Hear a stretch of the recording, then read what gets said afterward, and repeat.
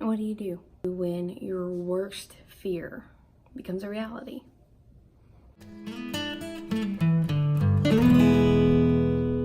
Hey guys, it's Shelby. I'm so sorry that it's been so long since my last vlog.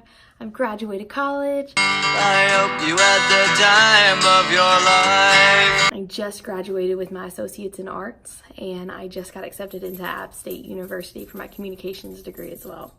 So there's just been a lot going on with finals and final projects and everything else that goes along with graduating, even if it's just your associates. It was just a lot lately. And there's been some other stuff going on too that Carol and I have kind of hinted about, and then, you know, some things changed. And we really like having this platform with you guys that you can see our lives, you can see how we do things differently and see how two different ideologies come together. But my question to you, I guess, today, and the question that we've really been faced the last couple of days is, what do you do when you're upset with God? And I should start this by saying it's not that I'm upset with God, but I am. But I think what I mean by that is that I'm upset that I don't have control over the situation. And I'm angry, and I'm sad, and I'm all these mixed emotions in one, because one of my biggest dreams just fell. I guess I should start by showing you guys a couple of these clips. And then see, look. Wow. I can do hula hoops. Is that what you plan on doing? Donuts. Dear God. And start posing.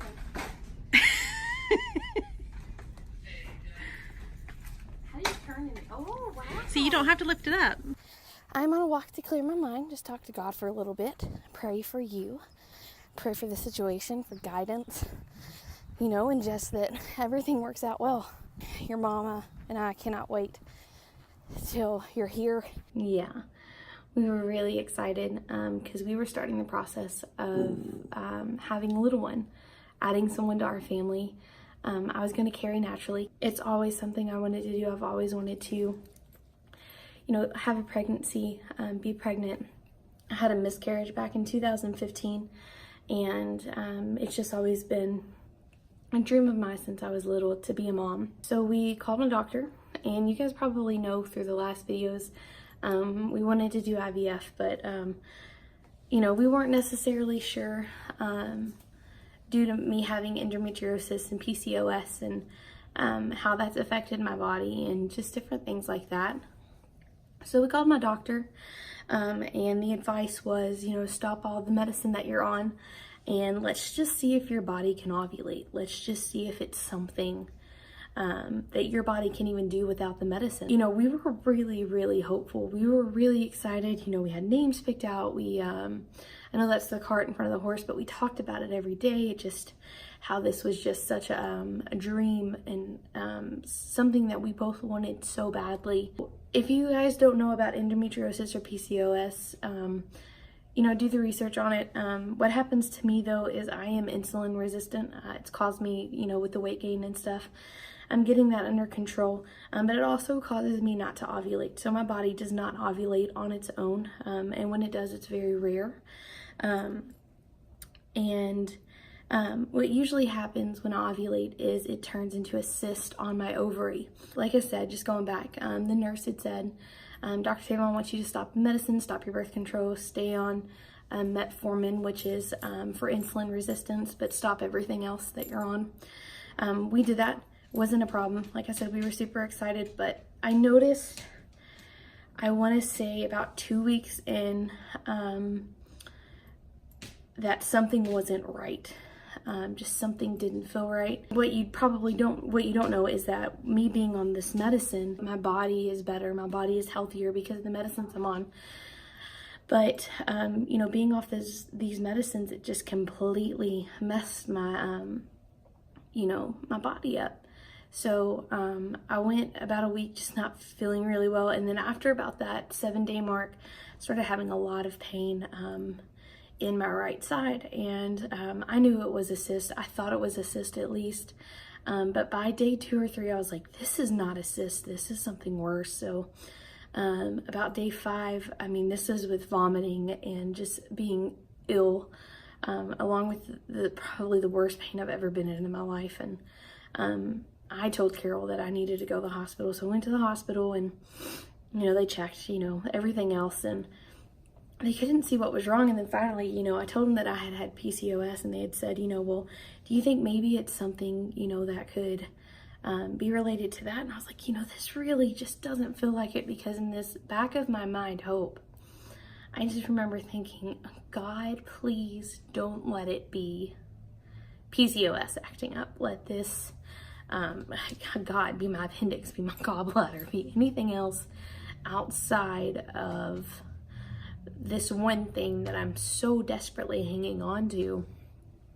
Lo and behold, they took me to go to the ultrasound, and I was talking to the ultrasound tech, and I was telling her I had PCOS, because they were just doing an ultrasound of my gallbladder, because they thought maybe, I had gallstones or something like that. And she said, oh, you have PCOS? And I said, yeah, I do. And I said, I'm really scared that, maybe this is what's going on. And she said, I have PCOS too. So I can take a look and we can just see. And she said, I can't actually tell the doctor if we see anything, because they didn't order this test, but I can take a look and I can see. And, she did the test for the gallbladder, and I just remember going, God, please let it be my appendix, let it be my gallbladder, let it be anything but a cyst, let it be anything but my endometriosis acting up, or my PCOS acting up. And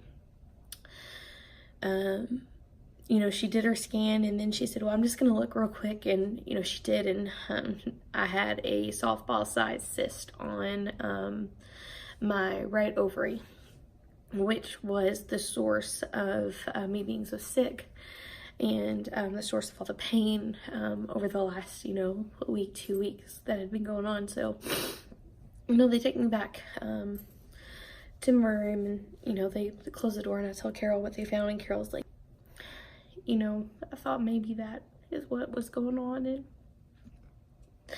I just remember being so mad at God, just so upset that my body couldn't work like it was supposed to. This is the third time we've tried to get my body off the medicine, to see if my body can not be on medicine for my PCOS and endometriosis, if it's just something I can handle without the medicine, to see if my body would eventually ovulate correctly. And unfortunately, it's just not something that my body can do. I'm just not able to ovulate or to carry kids. What do you do? What do you do when a dream like that comes crashing down around you? And I know there's so many thousands and millions of women that have issues like this, and there's so many children that need to be adopted and fostered, and there's other ways for Carol and I to be parents. I'm not saying that that's not a route that we might look into now, but it's just so hard not to be mad at God. I was able to talk to one of my good church friends the other night about it, and she said something I hadn't necessarily thought of, because it's hard when you're going through these situations to think, well, God's got a plan, it's in his hands, it's fine. And it's funny, because as often as we do it, as I do it as a Christian, and as often as Carol does it as being an empathetic person with everything will be okay and everything will work out for a reason, I just kept going, what? This is the biggest joke. This is the biggest, just God bless, man, this is a joke. She said, sometimes God can be really quiet with how he says things and tells you things, and sometimes he can be really loud with how he tells you things. And maybe this was a way for him to tell you, that there's a child out there that needs you that you might not be able to carry. And I don't believe that God makes someone ill, or, God makes someone sick for something else. I don't believe that. I don't have that mindset. I do believe that everything happens for a reason, though. be that some sort of divine intervention or some sort of cosmic play at hand, if you will, but I had to just kind of take a step back and just be okay with knowing that God has it under control. I wanted to let you know where we've been, where I've been mentally and spiritually, and really like sharing my heart with you guys. I really like telling you what's going on and how I walk with it within my faith and how Carol and I handle it in our marriage. And I'm so grateful for such an amazing wife. I'm so grateful for a wife who loves on me and prays with me and cares about my well-being in every single way. But I'm so thankful for a creator that hears me when I'm upset. And I'm so thankful for a God that loves me even when I'm really mad at something. I'm so grateful for everything that we have. And I know that this walk is tough, and I know that there's so many women that have done this walk, but for us it's hard, and that's where we're at. So we're coming out with more videos, I promise you. We have so many plans, but we really just needed the last couple weeks as family to pray and really see what's going on, and really seek after God's face and see what he wanted us to do, and kind of seek that peace that comes in a situation like this. So thank you so much for still staying with us, still watching the videos. Thank you so much for watching, and you guys have a great day.